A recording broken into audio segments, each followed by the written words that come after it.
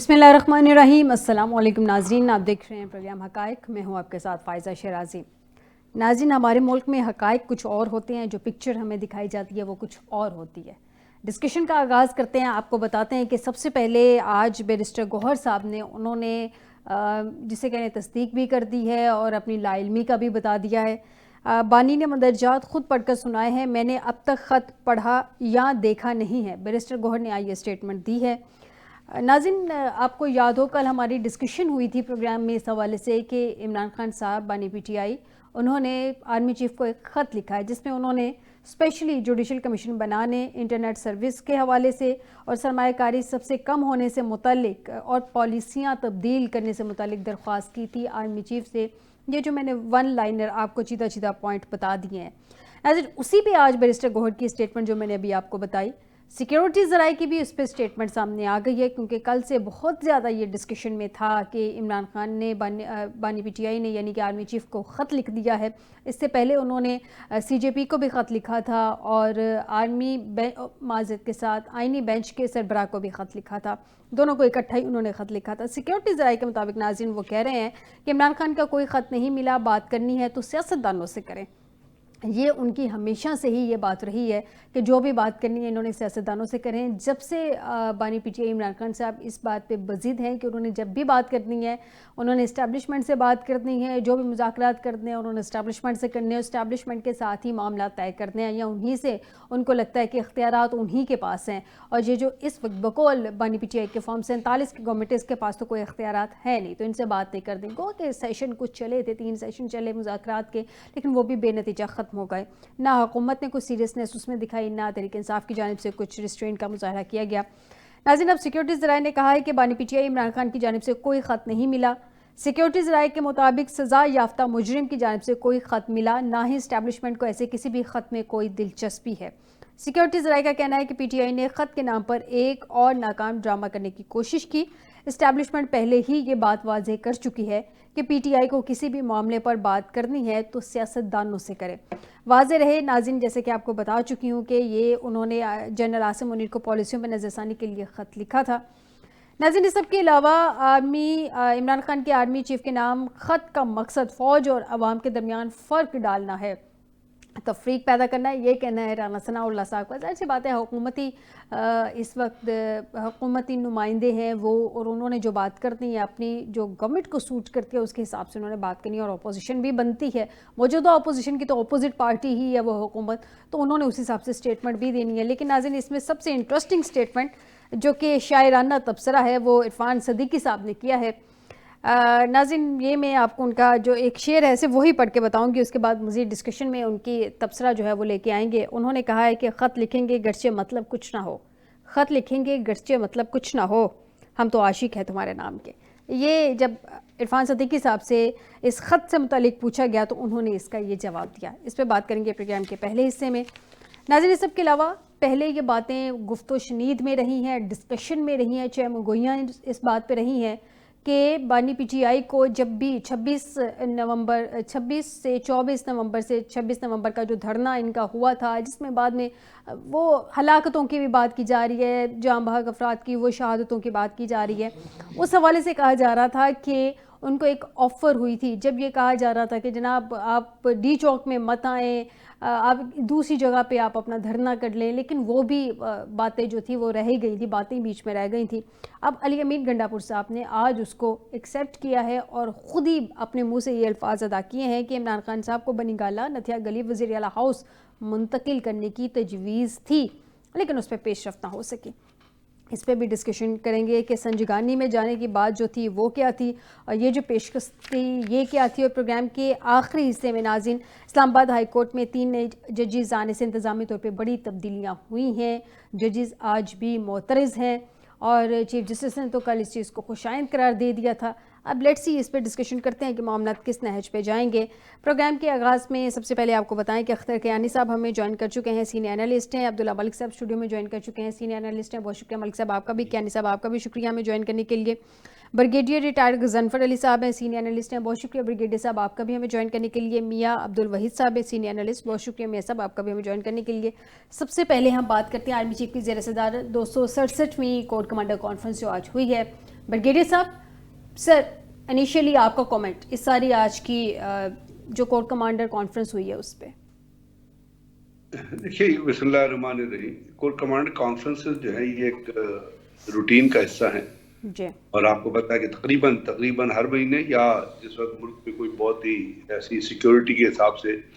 और सिक्योरिटी की जब हम बात करते हैं तो हम अपने जियोग्राफिकल बॉर्डर्स की कॉन्टिग्यूटी जो है वो भी, और साथ जो इंटरनल थ्रेट्स होते हैं उनके हिसाब से भी कोई ऐसी पेशरफ्त होती है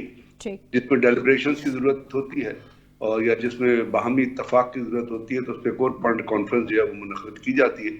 आज भी कोर कमांडर कॉन्फ्रेंस जो है एक रूटीन का हिस्सा थी, और उससे पहले आपने बताया कि इस कोर कमांडर कॉन्फ्रेंस से पहले जो 2 वाक़यात हुए, खासतौर पे परसों जो वाक़या हुआ 2 दिन पहले पलाक में जो FC जवान जो है वो शहीद हुए, और उसके ऊपर वो जो शादी वो बहुत ही जितने लोग बहुत ही तकलीफ दे है। इसके ऊपर जितना कुछ कहा जाए, जितना अफसोस किया जाए कम है।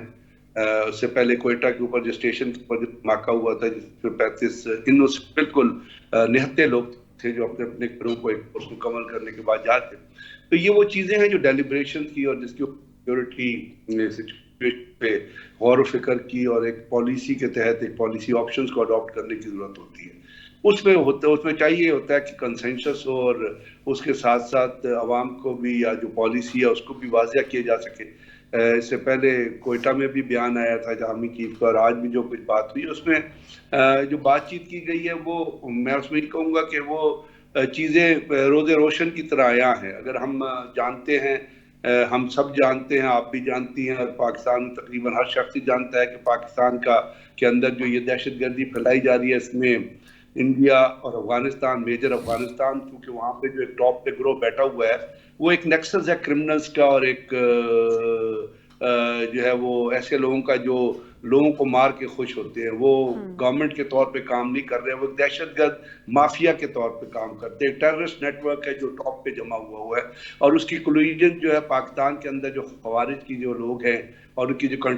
जो कनेक्शंस हैं, उनकी जो कनेक्टेडनेस है, उसकी इंडिकेशन आपने पक्तिया में देखी, आपने नंगरहार में देखी, आपने कुन्नड़ में देखी, जहां पाकिस्तान में कुछ उनके दहशतगर्द के ठिकानों को हिट भी किया।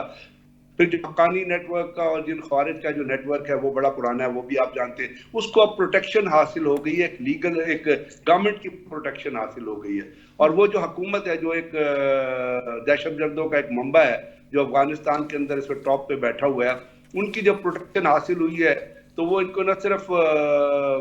फाइनेंसेस मुहैया कर रहे हैं, और वो फाइनेंसेस डायरेक्टली और डायरेक्टली अमेरिका CIA से भी आ रहे हैं, और वो फाइनेंसेस जो है वो रॉ से भी आ रहे हैं। और मूजी ने वादा इस बात का, और अजीत कुमार डैवर ने बारहा इस बात का इजहार किया है कि हम पाकिस्तान के अंदर जो पाकिस्तान की इनर पोलाइटी जो है उसको डिस्टर्ब करेंगे और उसको हम डैमेज करेंगे। तो ये जो चीज़ें आ रही हैं जिसको अब एक ऑफिशियल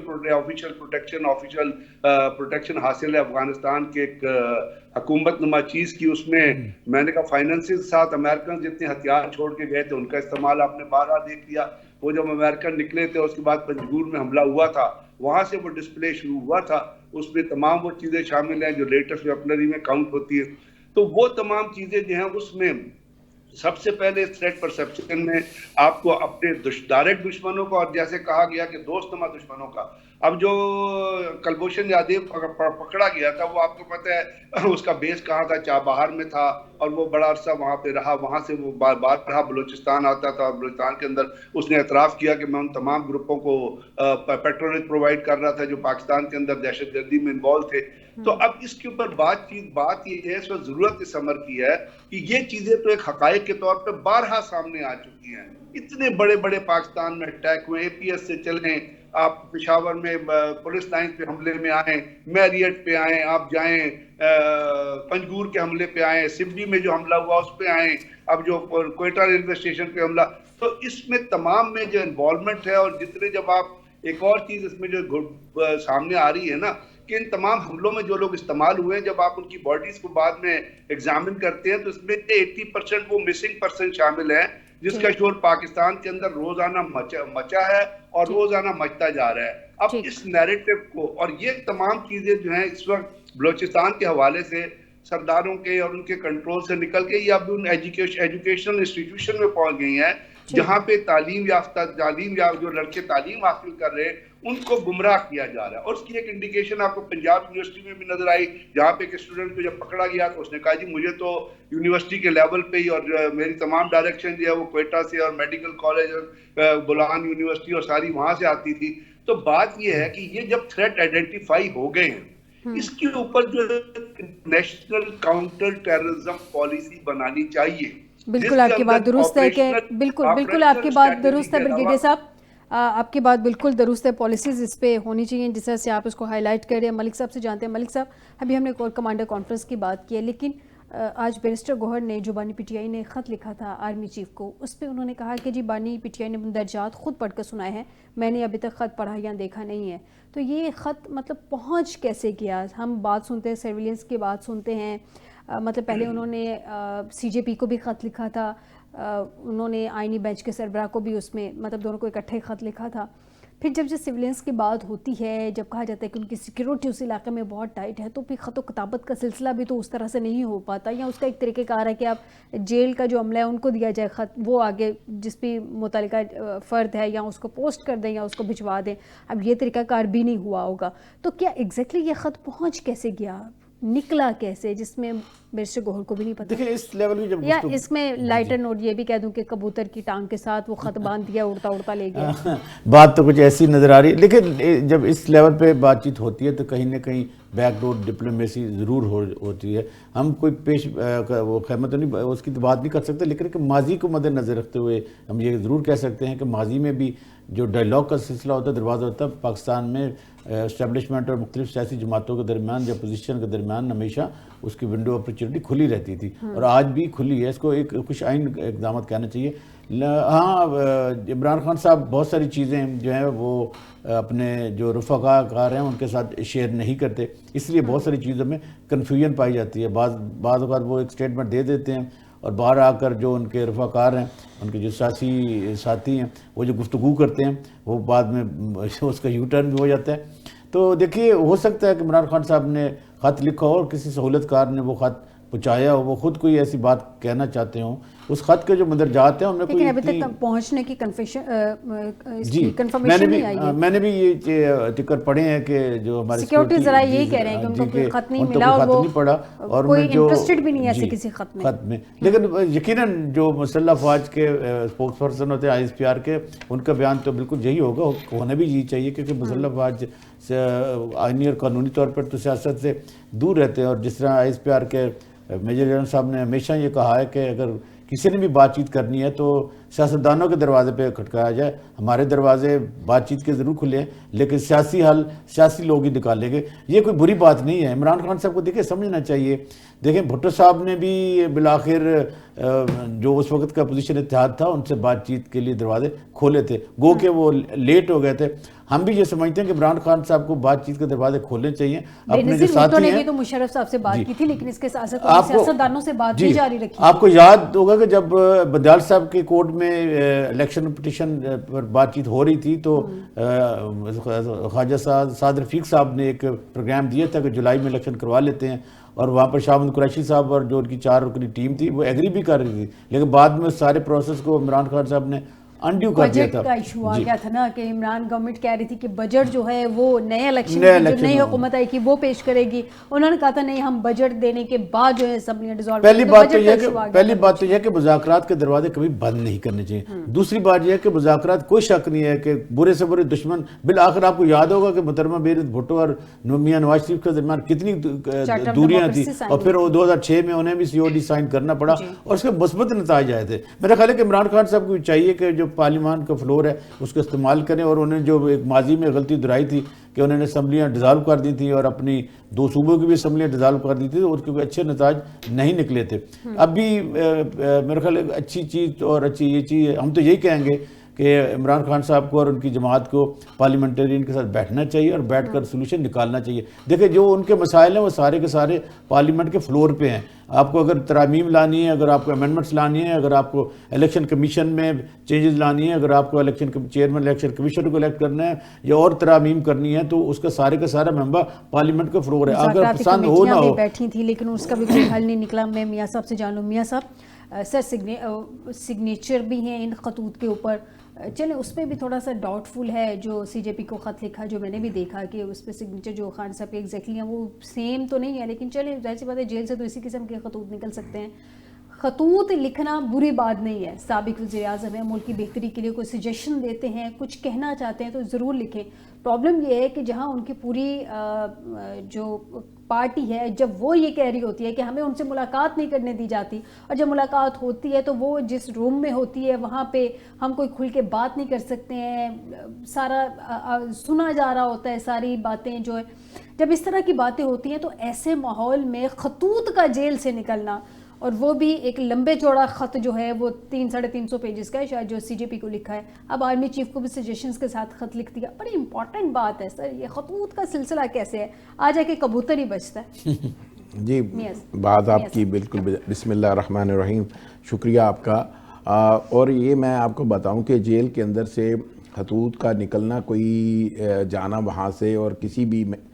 डिपार्टमेंट को और किसी भी जगह पे, ये कोई इतनी कोई मुश्किल काम नहीं है, क्योंकि वकला की मुलाकातें होती हैं और वो फिर मुलाकातों में वो फिर बता देते हैं कि ये चीज़ें आप हम तो कह रहे हैं कि उन्होंने ना पढ़ा ना देखा जी, लेकिन ये अब देखना जिनके ज़िम्मे लगा हुआ आता है ना, मैं आपको बात बताऊं, अब मैं दोहराना नहीं चाहता, बहुत सारी चीज़ें हैं जिनको मैंने खुद से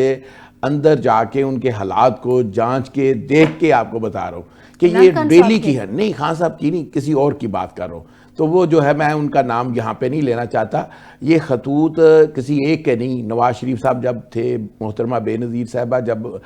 थी, और इसी तरह और जो पाकिस्तान के जो लीडर थे, जब वो अंदर होते हैं वहाँ के खतूत बाहर आ जाते हैं। वकला की जब मीटिंग होती है, फिर जब कोर्ट्स में आते थे तो उसमें भी फिर एक्सचेंज हो जाते थे। और ये भी एक रूटीन की, ये भी कोई इतनी अहम तरीन बात नहीं है कि खतूत किस तरह से चले जाते हैं। और फिर असल में जिनके ज़िम्मे लगाया जाता है ना कि ये खतूत आपने ये डिलीवर करना है, तो फिर वो उस बंदे ने उसने अपने लेफ़्ट राइट को भी नहीं बताना होता कि ये मैं खतूत किन के लिए लेके जा रहा हूँ, तो यही उसकी होती है। और फिर वो खान साहब ने जिन बंदों को उसको लिए चूज़ किया होगा कि ये इसके ज़िम्मे लगाए, तो डेफिनेट उन्होंने क़यादत को भी जो इस वक्त उनकी है मौजूदा जो जेल से बाहर क़यादत है, फिर वो उन्होंने जितना हद तक उनको बताना होगा उतना ही बताएंगे। और उसके बाद फिर अगर वो जब पूछेंगे तो फिर डेफिनेट खान साहब उनको बताएंगे। अभी तक तो उन्होंने इस चीज़ को एडमिट नहीं किया है, मौजूदा क़यादत को भी चले रिस्पॉन्सिबिलिटी लगा दें। जैसे चलें ट्वीट्स है, ट्वीट्स तो मानने में आता है कि एक डेडलाइन है, कोई मुलाकात के लिए आए तो उसको बता दिया, तो आगे उनका जो ट्विटर हैंडलर है उसने उसके हिसाब से उनका ट्वीट कर दिया। ये बाकायदा खतूत हैं, तो खतूत के लिए एक दो लाइन या किसी को बुलाया गया हो जहाँ पे बग्ड हों रूम्स, वहाँ पे बड़े सवाल खड़ा होता है। सर जब मुलाकात होती है तो उसके ऊपर लिखा होता है कि ये खतूत आपने, वो बंद होता है बंद लिफाफे में, ये खत सर जेल इंतजामिया के पास तो नहीं गया नहीं होगा। नहीं 100% मैं आपको बताता हूँ वो उनके पास नहीं होता है। जब ये मुलाकात होती है ना, जब मुलाकात के लिए जो उनके जिस वक्त होती है, तो खान साहब वो खत या जो भी कोई जेल में होता है वो खत फिर उस मुलाकात में उस आदमी को वो दिया जाता है, वो खान साहब ने पहले से लिखा हुआ होता है। नहीं वैसे भी जेल मियां साहब जेल मैनुअल में ना ये है, आप खतूत अपनी फैमिली को भी लिख सकते हैं। आपको याद होगा कि भुट्टो साहब ने इफ आई एम असैसिनेटेड, आपको याद, अगर मुझे कत्ल कर दिया गया, फिर अपने यूसुफ रज़ा गिलानी साहब ने किताब लिखी थी, जावेद हाशमी साहब ने किताब लिखी थी, ये होता रहता। अब देखना ये है कि जो खत के मदरजात हैं वो क्या हैं, वो क्या वो वही हैं जो मीडिया में आ रहे हैं, जो उसके वो चीजें डेफिनेटली उनकी जब उनकी कानूनी टीम या जो भी टीम है वो उनसे मुलाकात करेगी और उसके बाद पता चलेगा ना कि खत या अगलों को रिसीव होंगे, तो उसके बाद वो कंफर्म करेंगे कि हमें ये खत आया। अभी तो उन्होंने कहा कि हमें रिसीव ही नहीं हुआ है। हाँ वो डेफिनेट उन्होंने तो कहना है ना, अगर वो ये कहेंगे तो या हो सकता है अभी उनको रिसीव भी ना हुआ, ये बात भी ठीक है। और फिर जो हाँ जी नाम जो है ये भी बात ठीक है उनकी। और एक बैकडोर डिप्लोमेसी वो तो चल रही है, ये मैं आपको कंफर्म कर रहा हूँ कि इधर आपके इस प्रोग्राम के अंदर और एस्टेब्लिशमेंट की भी और गवर्नमेंट के साथ भी बैकडोर एक डिप्लोमेसी, एक डोर खुला हुआ है, ओपन है। और वो ज़ाहिरी बात है कई रास्तों से होके आना होता है, तो वो मामला तो इसलिए डायरेक्ट कोई नहीं है, बैकडोर है। और हम ये चाहते हैं میرے پیش رو جس طرح سے ملک صاحب نے بھی فرمایا ہم بھی یہ چاہتے ہیں ڈائلاگ ہونا چاہیے، ڈائلاگ ہونا چاہیے۔ بریگیڈیئر صاحب سے جانتے ہیں، بریگیڈیئر صاحب وہ جو آپ نے 2 دفعہ لفظ کہا ہے نا، وہ کبوتر ہوتے ہیں، ہاں جی کبوتر بھی ہوتے ہیں، وہ انسانی شکل میں بھی ہو سکتے ہیں، یہ ہاں یہ کبوتر کا ہی کام ہے، کوئی وہ انہوں نے نہیں لکھا کہ میرا خط فلاں منیر صاحب کو ملے اور فلاں ایسا نہیں، منڈیڑ پہ جا کے بیٹھ گیا ہوگا تو پھر ان کو مل گیا ہوگا۔ بریگیڈیئر صاحب سے آپ کو پوائنٹ آ گیا ملک صاحب۔ ایک آخری بات صرف اگر پلیز، اب یہ اگر ان کی ڈائلاگ چلتے ہیں اور میں یہ آپ کو بات بتا دوں کہ اس کا فائدہ بھی پی ٹی آئی کو زیادہ ہوگا اور ان کو سر اس پہ میں نیکسٹ پہ آؤں گی تو پھر اس کا دیکھیں گے کہ نجات میں کس کو فائدہ ہوتا ہے اور کیا اس کو کوئی سیریسلی لیا بھی جاتا ہے اسٹیبلشمنٹ کی طرف سے کہ نہیں۔ بریگیڈیئر صاحب آپ کی چین ہے لیکن مجھے ایک بریک کا کہا جا رہا ہے، ایک بریک سے ناظرین واپس آتے ہیں تو بریگیڈیئر صاحب سے جانتے ہیں کہ وہ کیا سمجھتے ہیں، کیونکہ وہ خود ایک ادارے کا حصہ رہ چکے ہیں، اسی ادارے کا۔ اسٹیبلشمنٹ اس طرح کے خطوط کو کتنا سیریسلی کنسیڈر کرے گی، اس بریک کے بعد۔